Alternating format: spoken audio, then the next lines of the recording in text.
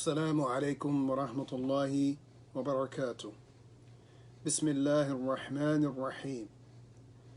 الحمد لله رب العالمين، والصلاة والسلام على أشرف الأنبياء والمرسلين نبينا محمد وعلى آله وصحبه أجمعين. وبعد.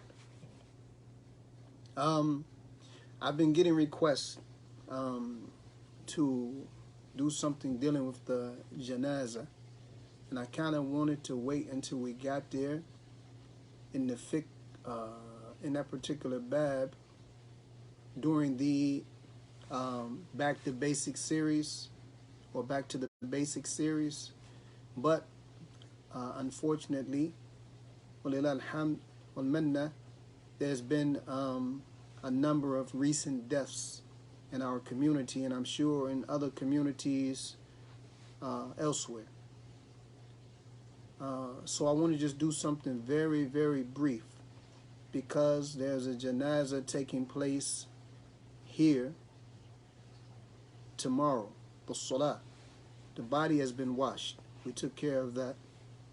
And naturally, you have a lot of things that you need to be concerned about right now, and particularly with the COVID-19 and some of the legalities surrounding it, dealing with the health department, so on and so forth, for your own personal safety. And situations vary depending on the person, the people, and the circumstances surrounding the death and the condition of the body. But in general, once again, I want to make this very brief, not too long and not too detailed, because we're going to do that later. But as it relates to the washing, it's very important, because this can happen at any moment. And even though we haven't reached that chapter yet, we still want to have some basic understanding, just in case something would happen to one of us, may Allah forbid, or someone close to us, and we find ourselves responsible. Allah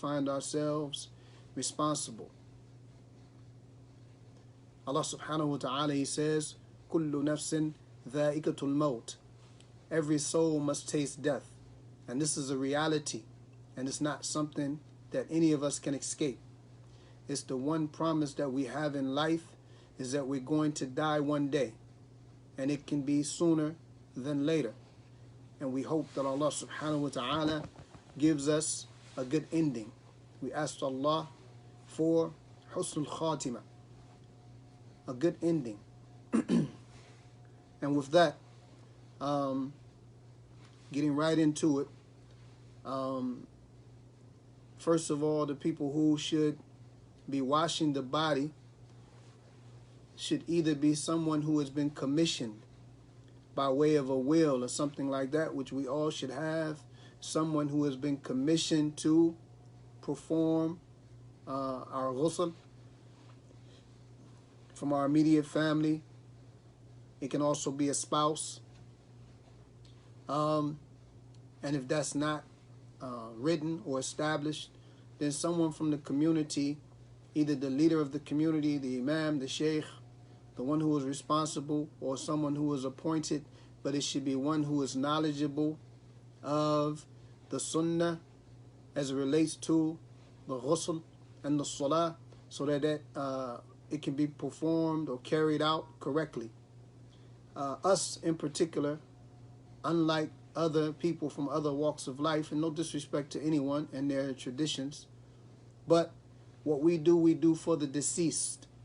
It's not for the living. So we're not here to perform. We don't have paid actors or actresses or a band that comes in who's been paid, who rehearse, they perform. No, we don't have that. The only thing that we have is what's been legislated. And we rehearse this, for lack of better words, daily when we worship our Lord subhanahu wa ta'ala. So this is also an act of worship, and we're giving our brother or our sister their final rights. We're doing for them what they're not able to do for themselves. And this is an obligation upon us, and this is from their rights upon us.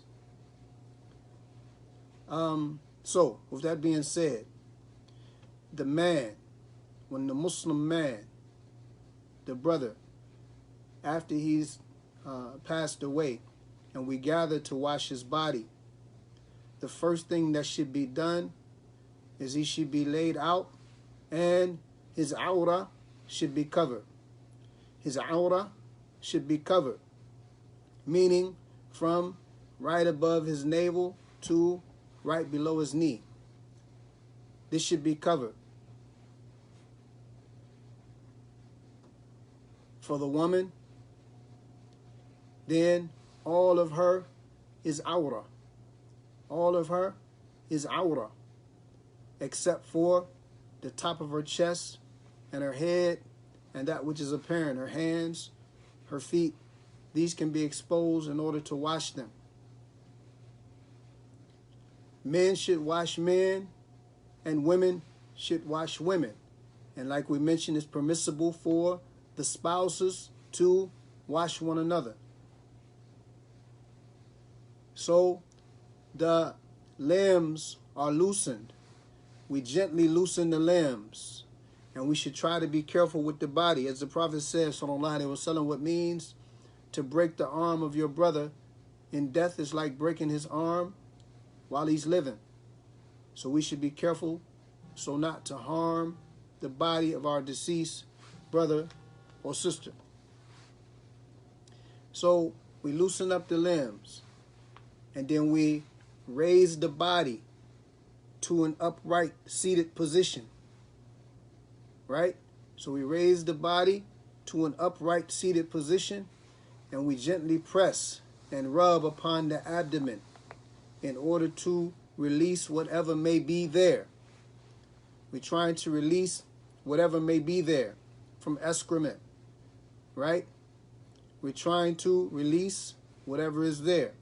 Something may be still inside the body, inside the bladder, inside the intestines, right? And at this time, we're running or pouring water over the private parts, so whatever comes out can be quickly and easily washed away. After we've done that and we lay the body back down, then we make istinja. We cleanse the private parts, keeping the awrah closed, covering up the awrah, and trying not to look at the awrah. Right? That's the purpose of covering the awrah, so it's not exposed. Right? So we're using our left hand and we're cleaning the private parts, the front and the back. Right? We have something, a cloth that we've wrapped around our hands, and we're cleaning gently and we're rinsing. Now, after we've done this and discarded the cloth, then we're going to, also, just so we're clear, we say Bismillah when we begin. We say Bismillah when we begin. If I didn't mention that, we say Bismillah when we begin. There's also no dhikr. No dhikr and no recitation of Quran. No Quran and no dhikr. Just Bismillah. At-tasmiyah. Right? Now, we move to the places of wudu. So we perform an ablution for the deceased brother or sister, beginning with the right side, and we wash those parts that we wash when we make wudu. We wash them, and we wash them in order, right? And when we get to the face, right, we wash the face. We are careful not to allow water to enter into the nostrils, the mouth, or the ears, right? And when it's time to rinse the mouth, it's sufficient for us to simply wash or wipe over with our finger the teeth and take our fingers and go inside the nostrils. Not too deep, go inside the nostrils and around the mouth. Then we're going to wash the head, the hair, and the beard. We're going to wash the head and the beard. And if the hair is braided, we would take the braids loose, wash the hair, and leave it. Or if it's a woman, a sister, you would braid her hair in 3 braids, 3 sections towards the back. Towards the back. Right? And if the nails need to be clipped, the fitrah, if the nails need to be clipped, or the armpits and pubic area needs to be trimmed, then it's okay to do so, and to keep hold of the hair. Bury the hair with them if possible, or discard it. So, after the head has been washed and the braids are taken care of, then we're going to go ahead with the first washing. The first washing. And a way that we can make this simple, because we're going to get into more detail once we start to move forward with our durus and we reach this bab, we're going to get into the specifics and the details, and we'll get off into a lot of different, statements from the ulama and naturally the books of fiqh and hadith. Now, so to make this simple, we're going to wash the body 3 times. We're going to wash the body 3 times. And there's an easy way you can do this. Hopefully this is sufficient. The number of washings should be odd. And you can wash as many times as necessary. If there's something on the body that won't go away with the first few washings. For those of you who really don't have a lot of experience, and this is something new, you don't want to crowd the room with a lot of onlookers, just people who are there to help. You may have a brother or sister who is, big bone, heavy.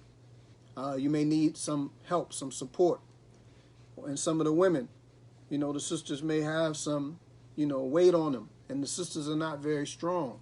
So you may have to have other people come and help you. Right? But in general, you don't want to have a lot of people watching. And whatever the people see, they shouldn't go out and expose it or discuss it, with those who are not present. Right? Now, how you can make this very easy. Usually when you go to the funeral home, there's usually an area that they have designated for it. Even the funeral homes of the kuffar, they have a place. They have these big tables that you can move. They have wheels, and they go up and down, right? So you can tilt them. And they have a little hole at the end so that the water flows down the table. And they usually have a hose, so you can run the hose, and it makes things very easy, mashallah, right? So you want to have, your material. You want to have sponges or rags or whatever you need, and you want to have soap, right? Nothing fancy. Some regular body wash or something like that will suffice. Usually the things that we find in the sunnah, they're not accessible now, except for camphor, which we can find at the drugstore or something like that. And it's basically fragrant, strong, almost like a mint type of a thing that stiffens the body and gives it a nice smell to keep it preserved. So, the first wash, you start with the right side of the body. You start with the right side of the body from up at the top at the neck and work your way down, right? You may do the top, right? And then you would turn the body, and then you would do the back, making sure that you reach all parts and not leave any part unwashed. The first wash, you can wash it with water. You can wash it with water. The body will be wet. Wash it with water. You will wash the right side, front and back, right? And when it's time to wash the back, you'll lean the body to its left side, right? And then you wash the back. And then you do the left side the same way. From the center of the chest, down that thigh, down that calf and foot, and then you turn the body, tilt the body on its right side, and wash the back. That's one wash. The second wash, you can wash with soap, right? Wash with soap. Same way. Top half of the body, back. Top half of the left side, and then the back. And then you can come back on the third wash and wash it away with water. Before you wash it, rinse it off with water, afwan. And when you come with the last wash, this is when you use your camphor. This is when you take your camphor and you can put it inside of a little bucket, because you usually bring a bucket. That's one of the things that we need. Sponges, rags, whatever you want to use. Some people say rags, washcloths, whatever you choose. Towels, dry towels, sheets, clean white sheets. They don't necessarily have to be new, right? We're not people of extravagance. We're not wasteful people. Allah does not love those who waste. If you can, okay, that's okay, but don't trouble yourself. Don't burden yourself with something that's going to go inside of the ground. As long as it's clean, then that's sufficient. Bidhnillah. So after we washed and rinsed, and we go for this third wash, the third wash is with this camphor. It's placed inside of the water, and it's used once again. You'll see it if you've never seen it before, never smelt it. It's a nice, cool oil. It's nice and cool, a real fresh, real awakening scent. For those of you who may be into like aromatherapy and things like that, or what they call them, essential oils and stuff like that, then you will probably be familiar with it. So you use this on the final wash, same way, top half of the right side of the body, back of the right side, tilt the body, and you do the same thing on the left side.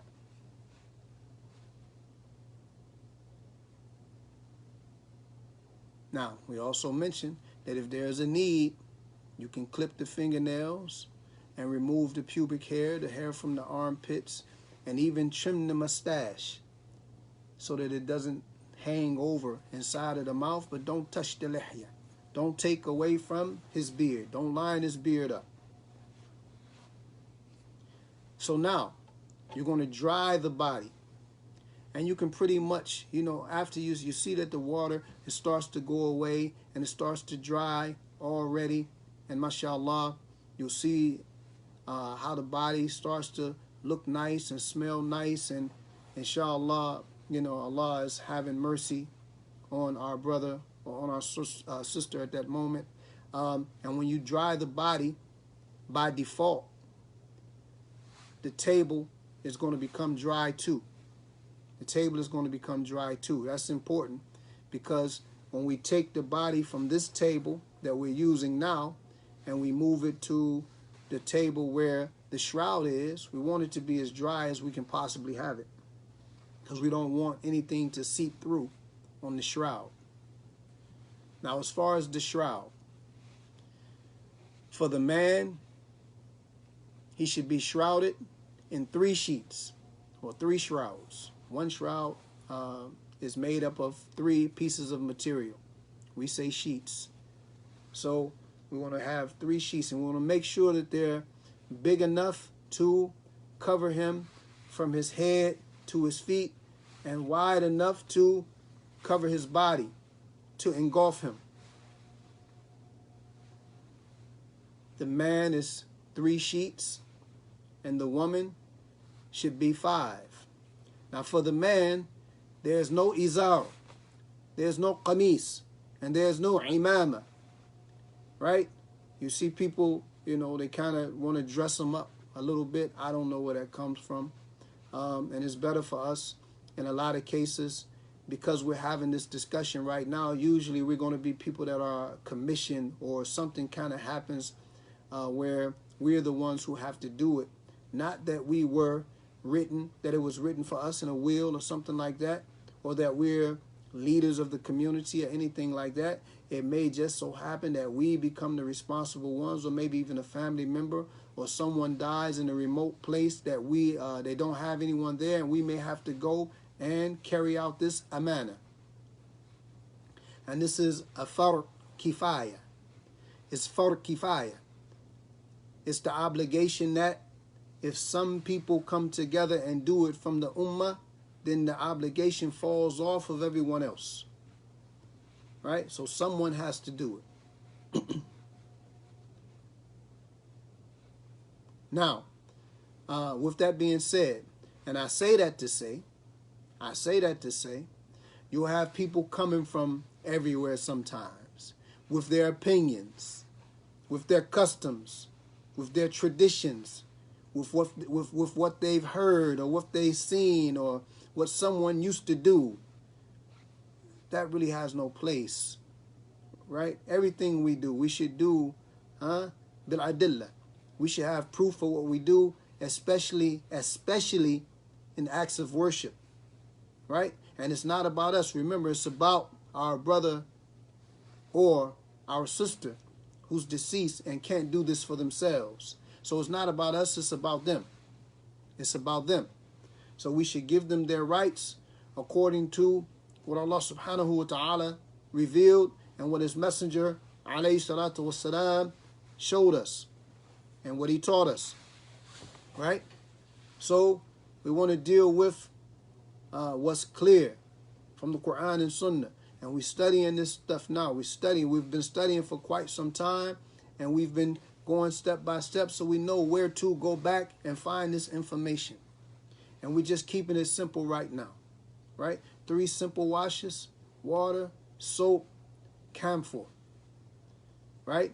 And we're drying the body. We're drying the body and we're preparing to put it in a shroud. So we're not going to wrap a turban around our brother.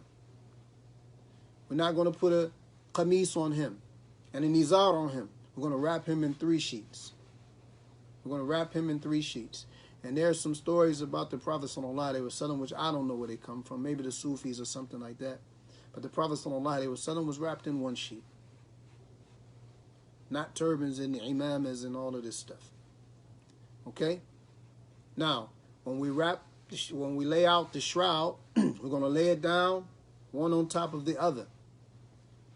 And we're going to bring it over the body, this side, and then we're going to take the other side over. And then we're going to take the second wrap and the same way over. It's like we're folding it over the body.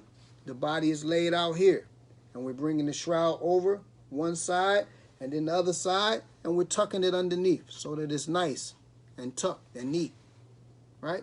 And we're going to bring the second one and the third one the same way, right? So the shroud is going to be wrapped tight around the body, and it's going to be hanging off at the foot and at the head so that we can tie it. So you're going to have room at the head and at the foot, right? As for the woman, she's going to be wrapped in 5 separate pieces. She's going to have an izar, a loincloth that most of us would probably see in the hadith, loincloth. This is the izar that we see the brothers wear when they tie it around their waist. This is the izar. And then she's going to have a shirt. She's going to have a veil. And then she's going to have 2 sheets. So she's going to have a loincloth. She's going to have a shirt. She's going to have a veil. And she's going to have 2 sheets. So it's going to be 5 pieces of material for the woman and 3 for the man.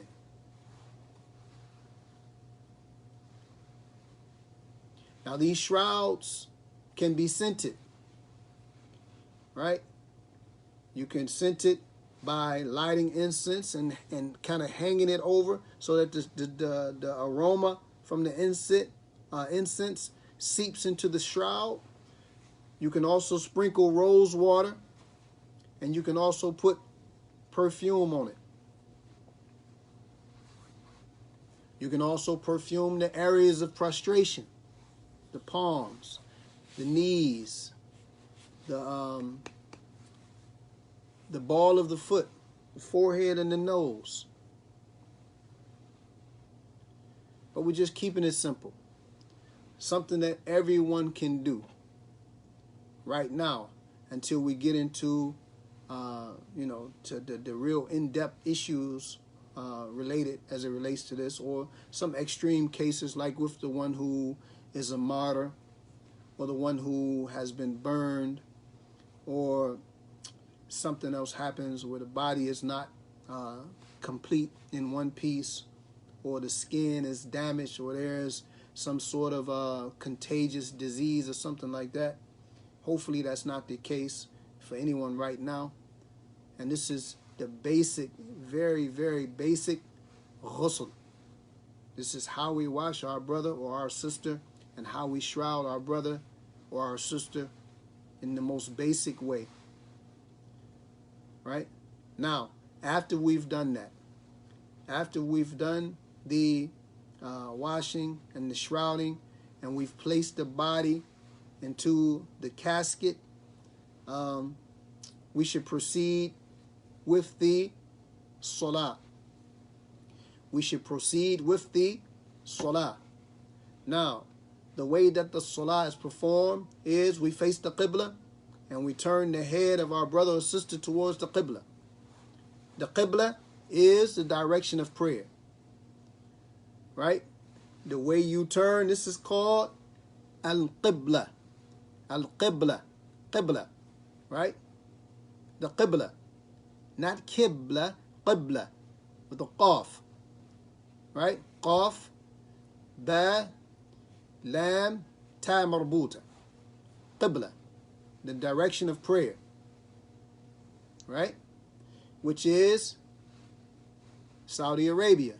Mecca, where the Kaaba is. This is the direction of prayer. For us is northeast. Here, where we are, is northeast. So everyone should know the Qibla wherever you are. Now, we gather together and we stand up in rows in front of the casket. If it's a man, then the imam, the one who's leading the prayer, will stand by his head. He will stand by his head. And everyone will form rows behind him. You will stand foot to foot and shoulder to shoulder. And you don't have to worry about leaving space between the rows, because there will be no ruku', no bowing, and no sujood, no prostrating. Everything will be done from a standing upright position. The rows will still be straight. Everyone must have wudu. You have to have tahara. You have to be pure. But there's no bowing and no prostrating. So we stand foot to foot, shoulder to shoulder, in straight rows. In straight rows. We face the qibla. We stand behind the imam, and the imam will, once again, if it's a man, he'll stand at the head, and if it's a woman, he'll stand at the center of her body. He'll stand in the center of the casket. He raise our hands just like in the regular salat. Takbiratul ihram, Allahu Akbar, placing the right hand. And this is my right hand. It just looks that way. Let me do it this way. Maybe that'll look better. But you place your right hand on your left hand on the chest. Right? This way, right? On the hands. We know how it's been legislated. We covered this in the chapter dealing with the description of the prayer. Right? So, we say Allahu Akbar, and then we place our hands on our chests. There are going to be 4 takbirat. There are going to be 4 takbirat. We're going to say Allahu Akbar 4 times. Now you'll find other narrations where there are more. But we're going to stick with 4 because this is what's more common and what seems to be the strongest position. So we'll say Allahu Akbar. That's the first takbir. And after this takbir, we'll recite Surah Al-Fatiha. Surah Al-Fatiha. And a surah. Right? Then we'll say Allahu Akbar, raising the hands again. And after this takbir, we're going to make the dua. We're going to make the dua Ibrahimiyya. Right? The one we say when we sit for at-tashahhud. Then we're going to make another takbir. And this is when we make dua for the deceased. Allahumma ighfir lahu warhamhu. The dua that we make, and we can go over this dua for those of you who don't know it, or you can find it in your Fortress of the Believer, or Fortress of the Muslim, Citadel of the Believer, your little book of dua.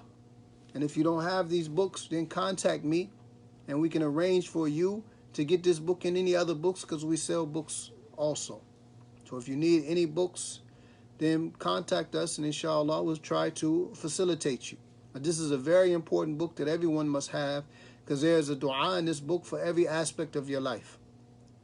And you'll find the dua for the Janaazah in this book. Allahumma ighfir lahu warhamhu, to the end of it. And then we make another takbir. And after this takbir, it's going to be a slight pause, and then we're going to say Assalamu alaikum wa rahmatullah. Assalamu alaikum wa rahmatullah. Just like in the salah. And all of this is going to be from a standing position, and it's going to be done silently. The Janaazah salah is silent or inaudible. It's not out loud. Now, that we've covered the Ghusl and the salah, now we want to just talk a little bit about what goes on at the Janaazah. We don't eulogize. There's no eulogy. We're trying to hurry our brother to, or our sister to, what will inshallah be their reward. We're trying to get them to their grave so that they can enter into the next phase of their life. Right? The afterlife. If someone has to speak, if it's necessary for someone to speak, it should be someone who knows what he is talking about. And he shouldn't waste the people's time. And he shouldn't get off into imitation of the people that we know, right? We don't want to imitate the people in their way. We don't want to make fun of their way. We don't want to attack their way, but that's not our way.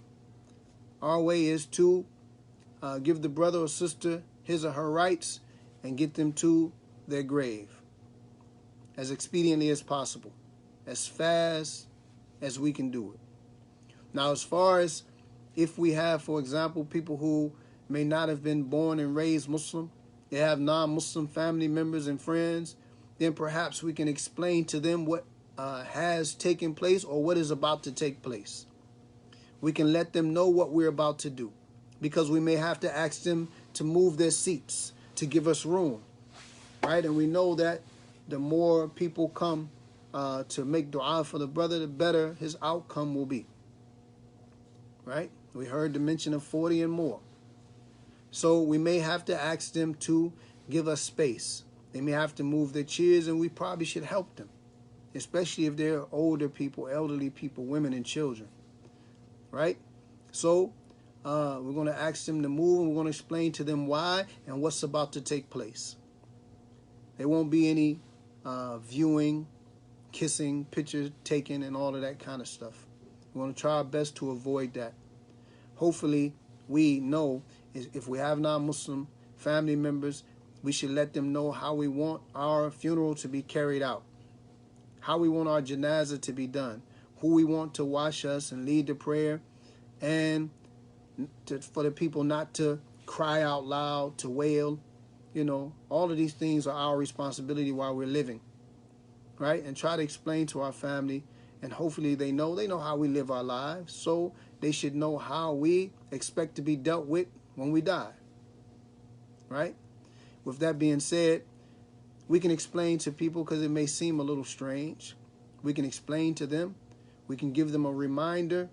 And we can always call the people to Tawheed. But we shouldn't make this about us. It's not about the living. It's about the deceased.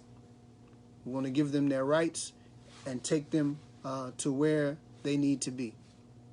So we're not going to do any eulogizing like we see in other funerals and other places. No, we're not going to do that. We're going to make dua for our brother and our sister, and we're going to take them to the grave, inshallah. And when we finish the prayer, because any talking should be done prior. Any talking after should be brief, just, hey, this is what we're going to do, where we're going, what's a cemetery, or whatever the case may be. We're going to pick up that casket, and we're going to raise it up on our shoulders. We're going to raise the casket up, or whatever we have, box, casket, or whatever, place it on our shoulders, and we're going to walk out with our brother or our sister and put him in the car, the hearse, and head to the cemetery. And at the cemetery, depending on where you are, the laws, I don't know, some places you have to have a vault. Some places you have to use a casket. Some places you don't. You can actually take the body out and place the body inside of the hole, the grave. Face it towards the Qibla. And then we start to bury. When you put the body inside the hole, you should put the body inside the grave foot first. And you say what? Bismillah. Wa ala sunnati. Wa ala millah. Rasulillah. Sallallahu alayhi wa sallam. Now, and then we'll start to bury the body. It's the sunnah to take 3 double handfuls of dirt. And after we've done so, then we can use shovels or whatever the case may be. And you can even allow the people to use a truck or something like that. The ground could be very wet. The dirt can be heavy. It can be difficult. Weather could be bad, rain, snow, or whatever. And inshallah, this will suffice. And while this is taking place, we can give a reminder, reminding people about death. It's very important. It's a very serious matter, something that we're all going to have to deal with one day. We should take it seriously, and we should prepare for it, not just financially, but spiritually. And we should stand at the grave and make dua for our brother or sister as much as we can. And we should leave, because when the last footsteps are heard walking away, this is when the angels come and question our brother or our sister. Okay, I see we have some questions. Let me see if I can deal with these questions, or we can give them to those who can. Scroll back and see. For those of you who came late, wa alaikum salam wa rahmatullahi ta'ala wa barakatuh.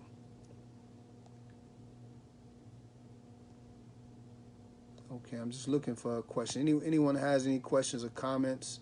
If I left anything out, or if anything was unclear, a brief description of the Ghusl and the prayer for the Janaazah.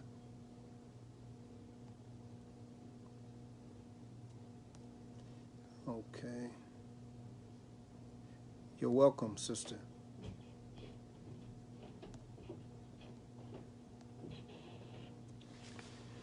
Okay, wait. To shave a woman shaves a woman for the fitrah. Yeah. Anything that's done to the woman, it should be done by women. And anything that should be done for men should be done by men. If the body, okay. Well, that's the thing. You know, when you're dealing with the private parts, that's another issue. But we're talking about puberty, we're talking about the armpits and things that are visible and apparent, and whatever you can do without having to actually look upon the aura. Yes, I have. I've seen that. I didn't want to say that. I don't want to spook people out or think we're on some Sufi stuff or something like that. But you will see sometimes, man, you look down at your brother or sister, man, after that ghusl, man, and you just see all type of nur on their face, light. And sometimes you even see what appears to be a smile, as if they're happy, you know? SubhanAllah, may Allah give us a good ending. And may Allah have mercy on anyone who's passed away from the believers.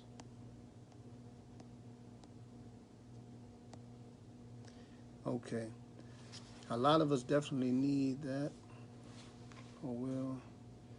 Statement of last rights. Somebody will be there. Afika barakallah, sister. Are women allowed to see the body buried? Yeah, you can see the body buried. You know, it's better that the women don't go. The scholars have differences as it relates to that, but they shouldn't be right up on the grave, right up on the, you can see it from a distance. Sisters can go to the grave site. The Prophet ﷺ used to encourage the people to go as a reminder, because it's something that makes you reflect. A person can't go to a cemetery. Anyone who has a rational mind and a sound heart and any ounce of taqwa and fear of Allah, to go to a cemetery and not remember death and not think about the fact that that's going to be you one day. And when you look at that person laying on that table and you're washing that body, it's real. And they get a whole lot realer once that dirt start covering up the body, and you know that you'll never see that person in this life again. And that's going to be us one day. So going to the cemetery is definitely a way to reflect and remember death. Like I said before, it's the one promise that we have in life. That's that we're going to die one day. Allah subhanahu wa ta'ala yaqul, kullu nafsin da'ikatul maut. Every soul must taste death. Every soul. Even Isa alayhi salatu wassalam, we know that he wasn't killed and he wasn't crucified, but he will die when he comes back, after he comes back, of course. What happens to the soul once you're in the grave? Is that when... Now, this is, like I mentioned, after the last footsteps are heard walking away, this is when the angels come. And this is when they question the one who's in the grave. And we can easily answer those questions now, but it's going to be a whole lot different, on that day. Because it's not just about merely opening your mouth and saying, who is your Lord, Allah? Who is your Prophet, Muhammad, sallallahu alaihi wasallam? What is your deen, Islam? No, it's going to be more than that. Because remember, when it comes time for Yawm al-Qiyamah, the day of judgment, your limbs are going to speak. Everything is going to speak, right? So it's going to be heavy. It's going to be difficult for the one who disobeyed Allah, right? The one who used to make shirk with Allah subhanahu wa ta'ala. The one who was in constant disobedience of Allah subhanahu wa ta'ala and didn't pray and didn't fast and didn't give zakat, right? And didn't enjoy the good and forbid the evil, right? Not the people who are human beings and subjected to what human beings are subjected to, Everybody is under the Mashiach of Allah subhanahu wa ta'ala. If Allah chooses to punish you, He'll punish you. If He chooses to forgive you, He'll forgive you. But we should be striving and doing our best to gain the pleasure of Allah subhanahu wa ta'ala and hoping for His mercy.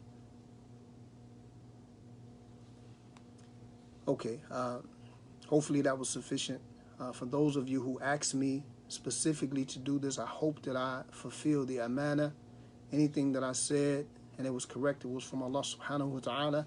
Anything that I said that was incorrect is from my own deficiencies and from shaitan and his incitements.